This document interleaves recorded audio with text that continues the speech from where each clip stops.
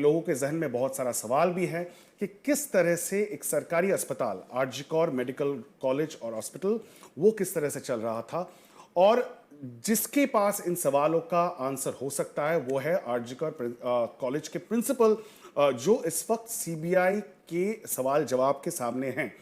हमारे साथ इस वक्त है एक ऐसे शख्स जो विसल ब्लोअर का काम कर रहे हैं। इस वक्त आरजी कौर अस्पताल में किस तरह का घोटाला चल रहा था, बहुत सारे करप्शन एलिगेशंस है, इन सब को उजागर करने की कोशिश कर रहे थे अख्तर अली। अख्तर जी, आपका बहुत बहुत स्वागत है आज तक और इंडिया टुडे पर। आप असिस्टेंट सुपर रहा करते थे RG Kar medical college hospital का। आपने 2007 से 2023 तक काम किया है और 2021 में जब संदीप घोष, जो अभी पूर्व प्रिंसिपल थे, उनके टेनियर में भी आपने काम किया है। लेकिन इस वक्त सबसे बड़ा सवाल यह है कि आपने खुद टाला पुलिस स्टेशन, जिस पुलिस स्टेशन के अंतर्गत कोलकाता पुलिस के तहत आरजी कौर हॉस्पिटल आता है, वहां पे आपने एक लंबा कंप्लेंट फाइल किया है कल, और वो कंप्लेंट की कॉपी इस वक्त हमारे हाथ में है, हम लोग दर्शकों को दिखाना चाहेंगे। ये वो कंप्लेंट की कॉपी है। इस कंप्लेंट में आपने बहुत सारे सवाल उठाए हैं, एलिगेशंस उठाए हैं, सीरियस करप्शंस के चार्ज आपने लेवल किया है, और कोलकाता हाईकोर्ट के सामने भी आज आप गए थे पिटिशन दाखिल करने। आप एक एक करके हम लोग इस गुत्थी को सुलझाएंगे। सबसे पहले आप बताइए कि 2021 में जब प्रिंसिपल संदीप घोष उन्होंने अपना कमान संभाला, उसके बाद क्या क्या परिवर्तन देखने को मिला है आरजी कौर हॉस्पिटल में? मैं वहाँ काफ़ी सालों से था और मैं असिस्टेंट सुपरिटेंडेंट से प्रमोशन होकर डिप्टी सुपर हुआ, तो मैंने उनके आगे 5 प्रिंसिपल और 6 वाइस प्रिंसिपल के साथ काम किया हुआ है। डॉक्टर संदीप घोष के चार्ज लेने से पहले तक आरजी कौर मेडिकल कॉलेज बहुत अच्छा एक मेडिकल कॉलेज, ये 100 साल से भी ज़्यादा पुराना कॉलेज है और इसके स्टूडेंट ओवरसीज़ में भी बहुत सेटल हैं। तो ये इसका as per times ranking all India में इसके अच्छे रैंक थे और ईस्टर्न इंडिया में ये 1 नंबर रैंक में कॉलेज आता था। मगर संदीप घोष ने चार्ज लिया तो सबसे पहले वो चार्ज लेने के बाद से ही अपना रूप दिखाना शुरू किया। पहले तो वो छात्र स्टूडेंट लोग जो है, स्टूडेंट लोग के पीछे पढ़ना शुरू किया, छात्र के साथ उनका झमेला हुआ, वो उन लोगों के साथ दुर्व्यवहार किए, बहुत सारा स्टूडेंट लोगों को उन्होंने फेल करवा दिया था। और ये इसलिए करते थे कि ताकि फेल के एवज में उनके कुछ जूनियर स्टूडेंट थे, इंटर्न, वो लोग पैसा ऐंठते थे, पैसा कलेक्ट करते थे, पैसा उठाते थे। पैसा उठाते थे। इस पैसे से संदीप घोष के डायरेक्ट बेनिफिट मिलता था और फिर पास करवाए थे। इसका लेकर के स्टूडेंट लोगों ने 1 महीना से ऊपर आंदोलन किया और हंगर स्ट्राइक भी किया। हंगर स्ट्राइक, ये आंदोलन ऑलमोस्ट, ये पूरा आंदोलन 1 महीने के ऊपर चला। अक्टूबर फर्स्ट वीक में दुर्गा पूजा के समय था, रात को वो, ये कौन से साल की बात कर रहे हैं? ये 2022 की। ये रात को वो लोग स्टूडेंट लोग घिराव किया था प्रिंसिपल को, साथ में मैं भी था। तो ये सुबह के 5 बजे प्रिंसिपल भागे जब, तो उनके घर के बाहर ये स्टूडेंट लोग सो के थे, उसमें मेल फीमेल दोनों थे। कुछ हम लोग बाकी एलिगेशंस पे आते हैं, लेकिन ये बताइए, आप 2007 से 2023 तक आरजी कौर में पोस्टेड थे, आप एक सरकारी ऑफिसर है। क्या क्यों संदीप घोष इतना पावरफुल है कि उन्होंने पहले तो वो रेजिग्नेशन नहीं दे रहे थे, उसके बाद पब्लिक प्रेशर में आके उन्होंने जब रेजिग्नेशन दिया भी तो वो एक्सेप्ट नहीं हुआ और उसको दूसरे अस्पताल में प्रिंसिपल के तौर पे उनको भेज दिया गया? क्यों सरकार उसके पीछे खड़ी है? देखिए, मैंने 2023 में उनके खिलाफ एंटी करप्शन और विजिलेंस कमीशन में कंप्लेन किया था और उनका पर्दाफाश किया था। सबसे पहले बायोमेडिकल वेस्ट जो इलीगल बेआईनी तरीके से जो यूज सिरिंज, हैंड ग्लव्स और स्लाइन बोतल, ये सब को करवाया जाता था, और उसमें उनका एक जो एडिशनल सिक्योरिटी वो इन्वॉल्व था, अफसर खान करके। तो मैंने इस पूरा स्कैम को एक्सपोज किया था।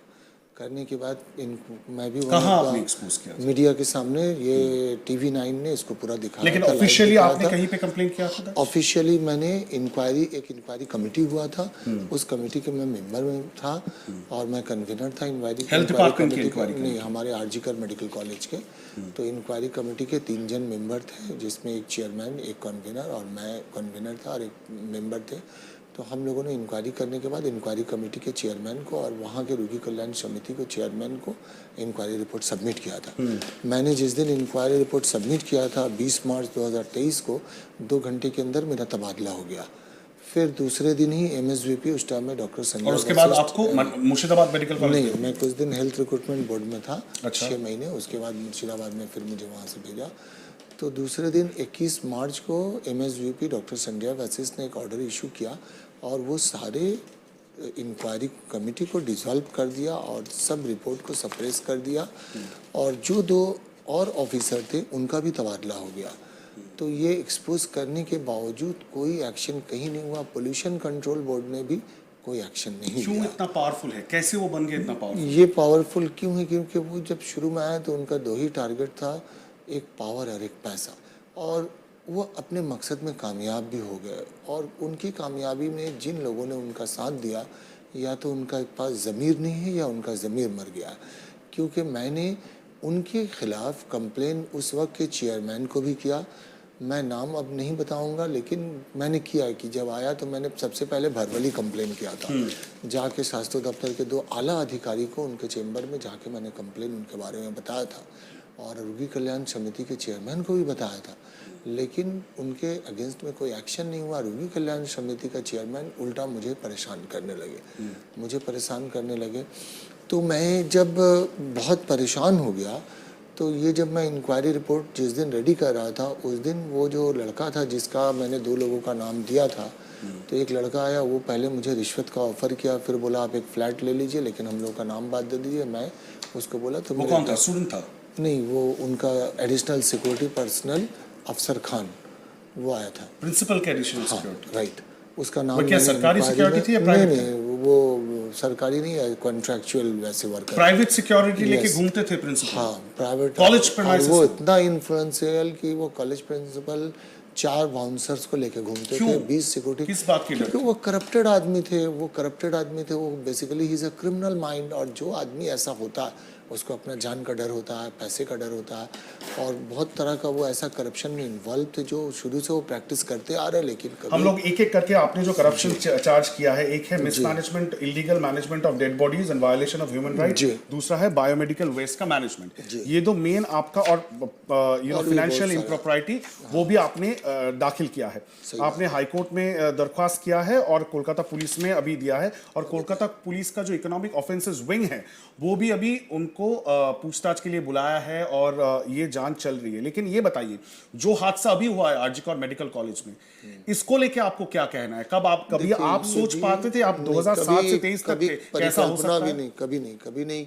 आरजीकर क्या है, कहीं कभी हमने ऐसा एक्सपेक्ट नहीं किया था कि कहीं इस तरह की दरिंदगी होगा। अब इसके लिए वो इंटायर सिस्टम रिस्पॉन्सिबल है, क्योंकि ये सिस्टम को इतना करप्टेड कर दिए थे। और देखिए, ये सिंपल सा लॉजिक है कि अगर आप किसी के हाथ से पैसा लेते हैं तो उस पर आप सख्ती नहीं कर सकते। हम लोग राउंड देते थे, लोग हम लोगों को देख के डरता था, लोग हम लोगों को लेके, क्योंकि हमारी ईमानदारी से डरता था, एक्शन लेने से डरता था। हम लोग भी नाइट ड्यूटी करते थे, नाइट ड्यूटी में घूमते थे, काफी लोगों को पकड़ा। नहीं, 3rd फ्लोर में सिक्योरिटी कैसा है? 3rd फ्लोर में सेमिनार हॉल है, सबका एंट्री वहां पे होता था? नहीं, ये एंट्री होने की बात, मैं जब जिस वक्त था रिस्ट्रिक्टेड एरिया था, क्योंकि वो वहाँ पे नर्सेज लोगों का भी नर्सिंग स्टेशन था जहाँ रात को नर्सेज लोग रहती थी। सेमिनार रूम तो थोड़ा आइसोलेट था, अंदर में भीतर में फैकल्टी रूम के बाजू में है, मगर वहाँ पर अलाउ नहीं था। पेशेंट पार्टी का भी अलाउ नहीं था, क्योंकि नर्सिंग स्टेशन के बाद पेशेंट पार्टी का कोई जाने का कोई स्कोप नहीं था। और दूसरे किसी का छोड़ दिए, सिर्फ दिन के वक्त ऑफिस वर्किंग आवर में जो फैकल्टी होते थे वो लोग, उनका चेंबर वहाँ पे था, तो फैकल्टी लोग जा सकते थे। सिविक वॉलंटियर जो है उनका तो जाने का कोई कैसे जा सकते हैं? सवाल ही नहीं होता। ये पूरा लैप्सेस ऑफ सिक्योरिटी, पूरा सिस्टम इसके लिए जिम्मेदार है। क्योंकि अगर किसी कॉलेज में किसी बच्चे को कुछ होता है, एम्प्लॉय को कुछ होता है, तो एक कॉलेज का प्रिंसिपल, वाइस प्रिंसिपल, उसका गार्जियन होता है, सारी रिस्पॉन्सिबिलिटी उसकी होती है। अगर आप उसको नहीं देखते तो सरकार ने आपको क्षमता दिया है, पावर दिया है, आपको हैंड्स दिए। आप एक बार सिक्योरिटी समझा दीजिए हमारे दर्शकों को। जिस रात हॉस्पिटल में वैंडलिज्म हुआ, तोड़फोड़ की गई, उसके बाद हम सब गए थे मीडिया वाले, और हमने देखा कि जो सीढ़ी है, जिस सीढ़ी से जाना है, वहाँ पे सिक्योरिटी, प्राइवेट सिक्योरिटी वहाँ पे तैनात किया गया था। लेकिन जिस रात घटना ये हुई, 3rd फ्लोर तक जाने के लिए जो एक्सेस है उसमें सिक्योरिटी गार्ड रहता है, हाँ या नहीं? और अगर रहता है तो ये एक सिविक वॉलंटियर कैसे अंदर चला गया? देखिए, हर एंट्री पॉइंट पे सिक्योरिटी गार्ड का रखने का बात है, क्योंकि सिक्योरिटी Private? गार्ड एडिक्वेट है। सिक्योरिटी और पुलिस मिलके मैनिंग करती है। जो जो सेंसिटिव एरिया है, जैसे इमरजेंसी हुआ, मॉर्चुअरी हुआ, मॉर्ग ऑफिस हुआ, गायनी हुआ, एसएनसी हुआ, इन सब जगहों में पुलिस, उसके अलावा पुलिस के भी लोगों को रखा जाता है, क्योंकि बच्चे जहाँ रहते हैं वो सब बहुत सेंसिटिव एरिया है, तो कोई घटना नहीं हो, कोई बच्चा चोरी नहीं हो जाए, इस तरीके का। मगर ये जो प्राइवेट सिक्योरिटी है वो ईआरएस, एक सर्विसमैन रिसेटलमेंट सोसाइटी, तो कुछ इसमें एक सर्विसमैन होते हैं और कुछ ऐसे। तो ये तो अच्छा मैनिंग करती है, काफ़ी सालों से ये गवर्नमेंट जगहों में करते आ रही है, तो ऐसा कभी दिक्कत नहीं होता। ये जो लैप्सेस है, इसमें ये देखिए कॉन्स्पिरेसी भी हो सकता है कि इस तरह का। और दूसरी चीज़ है कि संदीप घोषे ने जैसा अपना नेटवर्क बना लिया था पैसा कलेक्शन करने का, तो इस तरह के लोग जैसे संजय राय हुआ या अफसर खान हुआ, तो जाहिर सी बात है कि जब आप एक जगह को पॉल्यूटेड कर देते हो तो उस पर इंसान का कमांड नहीं रहता है, कंट्रोल तो नहीं ये रहता है। संजय वो रॉय तो- जो है, जो मेन कल्प्रिट कोलकाता पुलिस की ओर से कहा जा रहा है, उसका किस तरह का वर्चस्व था वहां पे, कुछ आपको पता चला है? संजय राय को अभी मैंने देखा, उस टाइम में बहुत अच्छी तरीके से नहीं जानता था, बट मैं इतना ऑब्जर्व किया हूँ कि प्रिंसिपल के जो बाउंसर होते थे 4 लोग, उसमें ये संजय राय भी था, ये भी था, वो प्रिंसिपल के साथ में। नहीं, ये बड़ी बात आप कह रहे हैं कि प्रिंसिपल के जो प्राइवेट सिक्योरिटी हुआ करता था, वो आप कह रहे हैं बाउंसर्स को लेके घूमते प्राइवेट थे। सिक्योरिटी जैसे क्या है ना, कि जैसे एडिशनल सिक्योरिटी पर्सनल है, अब उसको वो अपने पर्पस के लिए यूज कर रहा है, लेकिन सैलरी उसके हेड से हो रहा है। इसी तरह सिविक वॉलंटियर है, उसको वो अपने पर्पस से यूज कर रहा है, सैलरी यहाँ से हो रहा है। तो ये संजय रॉय प्रिंसिपल को सिक्योरिटी देने में उस वक्त उनके साथ देखा है बस, क्योंकि अभी उस वक्त संजय राय को उतना पहचानता नहीं था मैं। अभी जब उसकी शक्ल सूरत देख रहा हूँ तो हाँ, इस लड़के को मैंने प्रिंसिपल के पास देखा है, ये बात मेरे जहन में आ रही है। और ओवरऑल सिक्योरिटी को लेके आप क्या कहेंगे? ओवरऑल देखिए, ओवरऑल सिक्योरिटी, हम बाहर लोग आया भी है, एक मेडिकल कॉलेज चला रहे हैं, मैं मुर्शिदाबाद में हूँ और मैं काफ़ी साल से आरजीकर में रहा हूँ। इस तरह का कभी दुर्घटना नहीं हुआ है। कभी हाँ ये हुआ है, असॉल्ट का दुर्घटना हुआ है कि सिक्योरिटी कंट्रोल नहीं कर पाया, इमरजेंसी में कुछ लोगों ने डॉक्टर को हाथ उठा दिया, तो इसको फिर सिक्योरिटी बढ़ाया गया इस तरह का। लेकिन महिला रिलेटेड भी कभी इस तरह का सिक्योरिटी के प्रेजेंस अभी इस वक्त जितने भी आपके कोलीग्स हैं, अभी भी वो लोग आरजीकर में हैं। जब ये हादसा हुआ उसके बाद किसी से आपकी बात हुई है? अभी तक किसी का नाम आपको नहीं लेना है, लेकिन उनसे कोई इंफॉर्मेशन उठ के आया है? नहीं, ऐसा कोई इंफॉर्मेशन कैसे हो सकता था ये ऐसा लेट क्यों हो गया? क्योंकि ये मैटर फैमिली को बताने में सीबीआई जो है ये मैटर को टेकअप कर रही है, मगर यहाँ पे लैप्सेस कई पार्ट में है। पहला लैप्सेस है सिक्योरिटी पार्ट में, दूसरा लैप्सेस है कि ये सिक्योरिटी सिस्टम जो है ये इस तरीके से काम करती है कि इसको मॉनिटर करने के लिए ये पुलिस और सिक्योरिटी मिलके हॉस्पिटल में काम करती है, क्योंकि कुछ लोग पुलिस के रहते हैं, कुछ लोग सिक्योरिटी। और वो जो बिल्डिंग है वो कैजुअल्टी बिल्डिंग है, कैजुअल्टी ब्लॉक है, तो कैजुअल्टी बिल्डिंग का ग्राउंड फ्लोर में पुलिस का बैरक है और आउटपोस्ट है। तो ये बहुत ही अनएक्सपेक्टेड है कि उस बिल्डिंग में इस तरह की घटना हो रही है, जहाँ पुलिस का मतलब थाना का जो हम लोग का आउटपोस्ट होता है, फाड़ी आप जिसको बोल सकते हैं, वो है, और इसमें काफ़ी फोर्स भी है। फिर वहाँ पे एक सिक्योरिटी ऑफिसर का भी चेम्बर है, पुलिस में इंस्पेक्टर का भी पोस्ट है हम लोग के यहाँ, सब इंस्पेक्टर का भी है, और 24 आवर पुलिस के जो बैरक है और जो ऑफिस है उसमें कंट्रोल रूम है सीसीटीवी कैमरा का। तो क्या कोई आदमी कंट्रोल रूम के मॉनिटर में नहीं देखा कि इस समय अगर रात को कोई ट्रेस पासर आ रहा है और जा रहा है वार्ड में, महिला वार्ड भी वहाँ पे है, बच्चों का वार्ड भी, पेडियाट्रिक वार्ड भी। आप कह रहे हैं अननेचुरल डेथ के जो केसेस हैं, केसेस पुलिस केस जो होते हैं वो पीएम रिपोर्ट से पहले, हाँ पीएम रिपोर्ट उनका पीएम हुआ भी नहीं था, दे दिया गया। नहीं, फिर से आप समझ नहीं रहे, 4 ऐसे बॉडी जिनका पीएम होना था, उस बॉडी को पीएम होने से पहले उन्होंने वर्कशॉप को दे दिया था। अच्छा, वर्कशॉप का कोई लाइव शो वगैरह के लिए या कुछ ऐसा था प्रोग्राम जिसके लिए उन्होंने वर्कशॉप को दे दिया था। इनके रिलेटिव ने कंप्लेन किया था, उसके बाद फॉरेंसिक के उस वक्त के जो एचओडी थे, ये यहाँ पे देखिए, वो ऑनलाइन भी पोर्टल में, पुलिस के पोर्टल में कंप्लेन किए थे बॉडी का आइडेंटिफिकेशन मतलब और बहुत नाम दे गंभीर आरोप आप लगा रहे हैं। नाम दे के गंभीर कोई evidence आपके डॉक्यूमेंटेड है, पास है? बिल्कुल है। नेशनल ह्यूमन राइट कमीशन अभी तक ये पेंडिंग है, इंक्वायरी कर रही है इस बात की। उनको कई बार हियरिंग के लिए बुलाया अब गया, ये वो नहीं सब गया। आप कह रहे हैं जो एविडेंस आपके पास है, आप एक विसल ब्लोअर है, ये सब आप और ये आप सिर्फ नहीं, आपको यहाँ भी मिल जाएगा, कोलकाता पुलिस का ये में भी मिल जाएगा, देख लीजिए। आपने कोलकाता पुलिस को ये सब बताया ये ऑफिशियल कंप्लेन पेशेंट पार्टी के रिलेटिव ने जो मर गए थे, गुजर गए हैं, जिनका पीएम होना था, उनके रिलेटिव ने किया है ये कंप्लेन। तो अब जब ये सब आप जब 5 दिन हो गए, 6 दिन हो गए हैं, डॉक्टर संदीप घोष को सीबीआई पूछताछ कर रही है, ये सब इंफॉर्मेशन जो आपके पास है, आप विसल ब्लोअर है, आप ये सब शेयर करेंगे सेंट्रल एजेंसी के साथ? बिल्कुल करेंगे, जिसके वजह से तो हम गए। आज 1 साल पहले मैंने उनके खिलाफ कंप्लेन किया था, रिटन कंप्लेन। अगर उस वक्त एक्शन हो जाता तो इस बीच वो जो करप्शन किए हैं, गवर्नमेंट मनी मिस यूटिलाइजेशन किया है, मिस मैनेजमेंट और स्टूडेंट लोगों को जो विक्टिमाइज किए हैं, तो ये नहीं होता। गवर्नमेंट मनी किस तरह से मिस यूटिलाइज बहुत तरीके से मैंने अपने पूरे ये में लिखा है, अपना पूरा चिट्ठा मैंने खोल के रख दिया। बताइए। आप इसको जैसे आप देख लीजिए, आप एक हेडिंग पढ़िए ना। Misuse of public fund purchasing equipments at higher rate. आप कह रहे हैं जो चीज का 2 रुपए दाम है, 2 2 रुपए दाम है, उसको 10 रुपए दे के अपने ही लोगों से वही 2 सप्लायर और कोई सप्लायर नहीं, घुमा फिरा के माँ तारा ट्रेडर्स मैंने नाम भी दिया है, और सुमन विप्लव वही लोग सप्लाई करता था। और जिस चीज़ का मान लिया ये पानी है, ये पानी 5 रुपए का है तो 50 रुपए में वो खरीद रहे हैं। जो इसके लिए आप मान लीजिए कोई 60 लाख में कह रही है, उसको वो 3 करोड़ में कह रहे हैं। High flow nasal cannula 1 lakh 1.25 lakh का है तो उसको 4.5 लाख में खरीदा जा रहा है। और बिल्कुल कह रहे हैं, इसके अगेंस्ट में टाइम टू टाइम मैंने बताया है, मैं हर जगह कंप्लेन किया हूँ, हर अप्रोप्रिएट अथॉरिटी को कंप्लेन किया हूँ, डॉक्यूमेंट के साथ मेमो दे के, डॉक्यूमेंट दे के। ये जो फाइनेंशियल इम्प्रॉपर्टी की बात आप कर रहे हैं, ये कंप्लेन आपने सबसे पहले किस साल किया था? 2022? मैंने 2023 में किया था, 2022 में मैं भरवली स्वास्थ्य भवन में उनके अगेंस्ट में कंप्लेन किया था, रोगी कल्याण समिति के चेयरमैन को किया था, बट उन्होंने कोई एक्शन नहीं लिया। 2023 में कल्याण कमेटी के चेयरपर्सन, देखिए ये ज़रूरी नहीं है कि कौन थे, ये ज़रूरी है कि उन्होंने ईमानदारी से अपना काम क्यों नहीं किया। मेरा सवाल ये नहीं, आप कौन सी साल क्या की बात उनके कर रहे हैं? मैं 2022 साल की बात कर रहा शांतनु सेन हूँ। थे? क्या नहीं, रोगी कल्याण समिति के चेयरमैन डॉक्टर सुदीप्तो राय थे। क्या उनका ज़मीर नहीं है? क्या उनका ज़मीर मर चुका है? क्या उनके परिवार नहीं है? तो इस तरीके के लोगों को उन्होंने सपोर्ट किया, जिसका नतीजा आप आज देख रहे हैं, नज़र के सामने, आपके नज़र के सामने। आज तो कुछ छुप नहीं, आज तो सब कुछ सामने आ रहा है, लेकिन इस चीज़ को मैंने नज़र में लाने का कोशिश किया। मैं गवर्नमेंट 2 साल तक ऑफिसर आप ये कहते रहे होने के नाते मैं अपने जान को जोखम में लगा करके उनको एक्सपोज किया। तो आप जब उनको एक्सपोज कर रहे थे, उसके वजह से आपको टारगेट किया गया? बिल्कुल टारगेट किया गया, मुझे जान मारने का धमकी दिया गया। मैंने कोलकाता पुलिस कमिश्नर को इसका लिखित आपको धमकी मिली थी? यस, इसी प्रिंसिपल से? इसी प्रिंसिपल से मैंने लिखित कंप्लेन किया था। फिर उसके बाद से कोई मुझे फॉलो करता था, मेरे परिवार के फ़ोन में फ़ोन आने लगा इस तरह से अननोन नंबर से।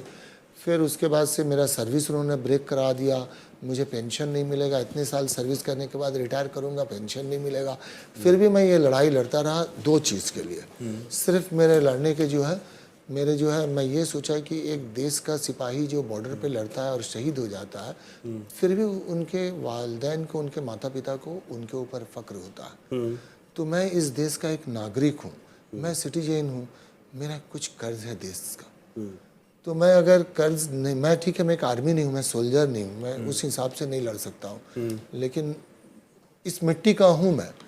तो इसीलिए कौन से साल में तबादला किया गया? मुझे 2023 साल में किया गया पहली बार ट्रांसफर। तो क्या वो ट्रांसफर नॉर्मल ट्रांसफर था या इस वजह से आपको ट्रांसफर? नहीं, इस वजह से ही किया गया क्योंकि मैंने जब इंक्वायरी रिपोर्ट सबमिट कर रहा था, उसी वक्त पहले उन्होंने मुझसे अपना बंदा भेज करके नेगोशिएट करने का कोशिश किया। जब नहीं कर पाए तो मुझे डराने धमकाने का कोशिश किया गया।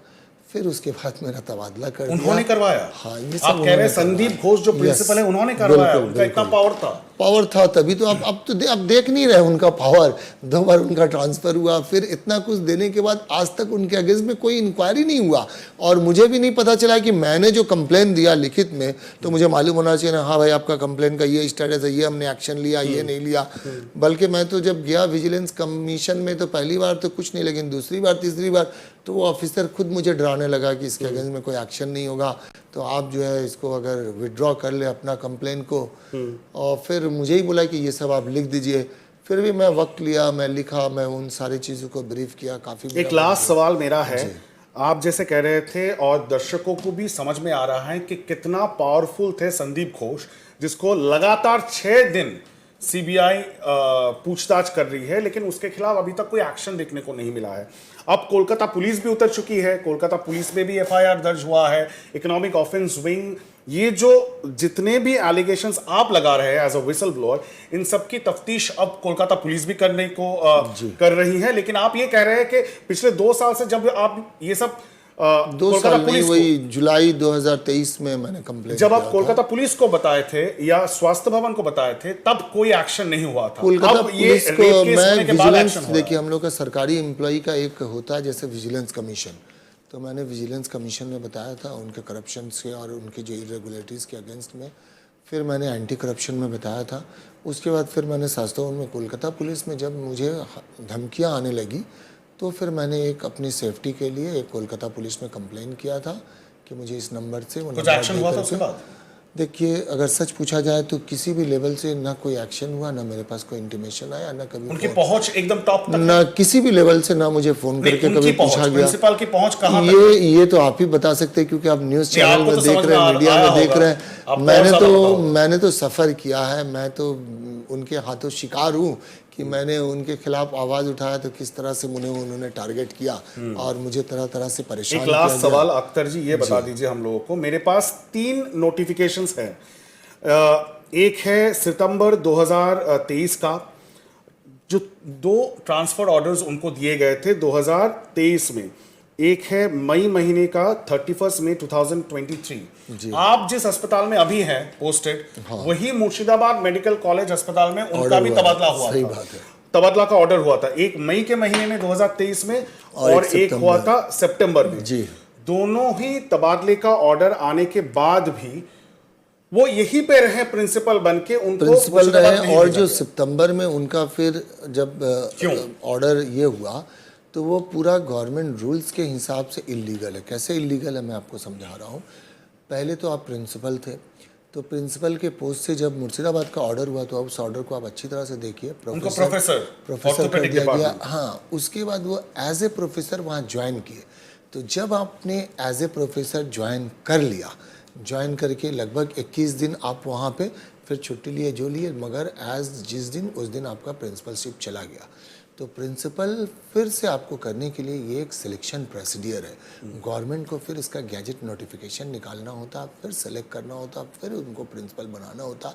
तो ये गवर्नमेंट के ऊपर पूरा सवाल उठ रहा है कि इतना बड़ा इरेगुलरिटी सिर्फ संदीप घोष के लिए। सब खून माफ नहीं, आप नहीं कर सकते प्रोफेसर से ये एज पर गैजेट, क्योंकि उसका डिमोशन हुआ। तो डिमोशन के बाद डिमोशन किया जाता है, दर्शकों को समझाते हैं। वो थे प्रिंसिपल, उनको मुर्शिदाबाद मेडिकल कॉलेज तबादला किया, और वो ज्वाइन भी किए। हाँ, वहाँ ज्वाइन भी किए उन्होंने, और ज्वाइन भी किए 21 दिन के लिए। लेकिन वो फिर वापस आ गए प्रिंसिपल के तौर पे। तो उसका मतलब वो 21 दिन उनका वो क्या डिमोशन हुआ, तो 21 दिन तो वो डिमोशन के हिसाब से रहे। फिर आप उसको as on date with effect order करके दे दिए। मगर ये गवर्नमेंट का, ये पूरा गवर्नमेंट का एकदम दिख रहा है, ब्लैक एंड व्हाइट दिख रहा है कि ये क्या चल रहा है। संदीप घोष को बचाने की कोशिश, ये संदीप घोष ये जो गवर्नमेंट का, आप किसी भी गैजेट नोटिफिकेशन रिक्रूटमेंट रूल्स देख लीजिए उठा करके। बिल्कुल, अख्तर जी एक विसल ब्लोअर है और वो हमें इस वक्त live and exclusive India today network को हमारे दर्शकों को बता रहे हैं। उन्होंने कोलकाता पुलिस में कंप्लेन दर्ज किया है, उन्होंने आज कोलकाता हाई कोर्ट में भी अपना जो पिटीशन दाखिल किया है, और उनका साफ ये कहना है कि जो प्रिंसिपल रहे हैं RG Kar medical college hospital के, जिनके एडमिनिस्ट्रेशन में आज इतना बड़ा एक हादसा आरजी कौर मेडिकल कॉलेज और हॉस्पिटल में हुआ है, उनके खिलाफ इतने सारे कंप्लेंट्स थे जो सरकार को, जो हेल्थ डिपार्टमेंट को, जो कोलकाता पुलिस को बताया गया था पिछले कुछ सालों में, लेकिन एक भी बार कोई एक्शन नहीं हुआ है। और उनको धमकी दी गई, उनको उनके जान को लेके उनको सवाल उठाया गया, उनकी सिक्योरिटी को लेके, आपकी सिक्योरिटी को लेके सवाल उठाया गया। ये वो कह रहे हैं उनका तबादला हो गया, लेकिन संदीप घोष का 2 बार तबादला नोटिस आने के बावजूद वो गए थे मुर्शिदाबाद मेडिकल कॉलेज, उनको एज अ प्रोफेसर वहां पे डिप्यूट किया गया, प्रिंसिपल थे, प्रोफेसर का डिमोशन हुआ, लेकिन 21 दिन रहने के बाद अख्तर जी ये कह रहे हैं कि उनको वापस आरजीकर मेडिकल कॉलेज कोलकाता वापस लिया गया एज प्रिंसिपल। ये कैसे हो सकता है? यहाँ पे ये बहुत पूरा सारे रूल्स के खिलाफ रूल्स है। के खिलाफ है, ये अख्तर जी का कहना है। ये बहुत सारे इरेगुलरिटीज की को सामने ला रहे हैं, उजागर कर रहे हैं, सवाल उठा रहे हैं, जिन सवालों का जवाब इस वक्त पश्चिम बंगाल सरकार को देना है, हेल्थ डिपार्टमेंट को देना है, कोलकाता पुलिस को देना है। और इसके साथ साथ ये जितने भी तथ्य इस वक्त हैं उनके पास, वो कह रहे हैं वो सीबीआई को सौंपेंगे, क्योंकि आरजीकर मेडिकल कॉलेज रेप और मर्डर की इस वक्त तफ्तीश सीबीआई कर रही है और सीबीआई को भी कहीं ना कहीं इन सब सवालों का जवाब ढूंढना पड़ेगा।